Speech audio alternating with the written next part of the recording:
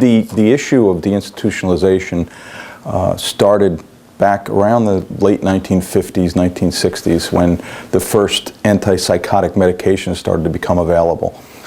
Things like lithium, which actually worked for severely mentally ill persons suffering with schizophrenia or bipolar disorder, whatever you wish to call the more serious mental illness issues. It was then thought that the idea would be that we could use, as a society, use these medications to free people from psychiatric hospitals back to the community, and in the community they could receive care within the community rather than being a hospital setting, which started the move towards deinstitutionalization. At the time, unintended consequences, that they found later, were that some of the more seriously mentally ill didn't seek care in the community when they returned to the community, and instead became problems for the criminal justice system because of repeated disorderly conducts or strange behavior that brought them to the attention of complaints made about them and brought them to the attention of law enforcement. Those persons with severe mental illness who realize they have a mental illness take advantage of care and treatment in the community, and it works well. Those that do not, some have a related illness known as anosognosia, which is a lack of insight into what their illness actually is, or believe that they're not mentally ill. And some of the more serious cases believe that.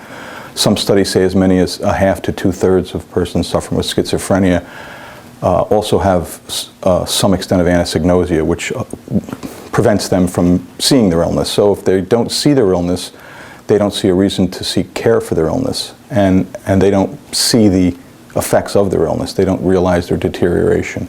And a lot of them suffer from things such as auditory hallucinations or command hallucinations that tell them to do this and do that, and which they believe in their mind is absolutely correct and the thing that should be done. And this is where we run into problems with the criminal justice system. I think it was unintended originally, but when you have that small subset who will not seek care and have a history of violence or a history of disorderly conduct, let's say, while not in care, they're constantly arrested and rearrested and end up in jail and end up in prisons. So in essence, what's happening is the Office of Mental Health transfers the cost of care for those patients from the medical community and the OMH's oversight to the criminal justice community, because inevitably they end up in jails. Now, we've come out in opposition to New York's recent announcement of closure of more hospital beds for psychiatric hospital beds. It's a real problem. I know in our area, I don't know the exact number right now, but it's single-digit number hospital beds that we have in our county for psychiatric care. Say there's 10 beds, and I'm not sure the exact number, but if there's 10 beds and you have 20 persons throughout the whole county that are being evaluated for care, a doctor has to triage and say, okay, well, who's possibly more dangerous than another? Who's more severely mentally ill than the next?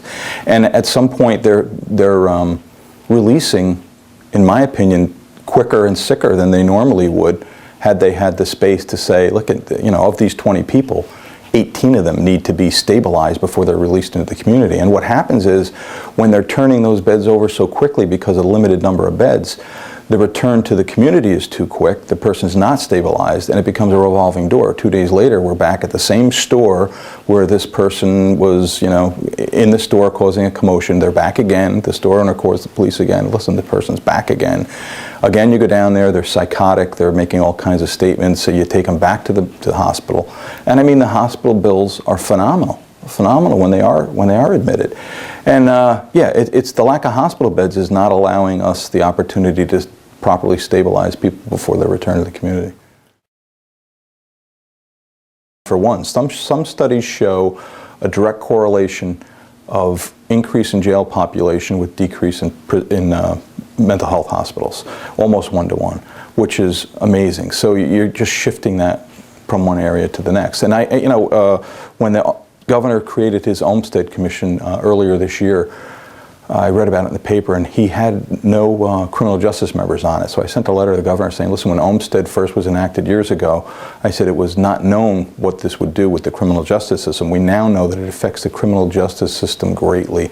And I would strongly urge that you include your Commissioner of Public Safety in the Olmstead Commission, which he did. He then wrote back and said, yes, I agree, and he's on it. And we had a meeting this last summer in New York City on Olmstead, which Olmstead is the commission that is set up for the least restrictive care for handicapped persons, which mental health issues would be considered. Hopefully they will take into consideration what the ripple effect is going to be by reducing beds to the extent that there is no place for us to take someone who does not want care and is dangerous to themselves or others. We're now at this point where we don't have enough beds to handle that problem.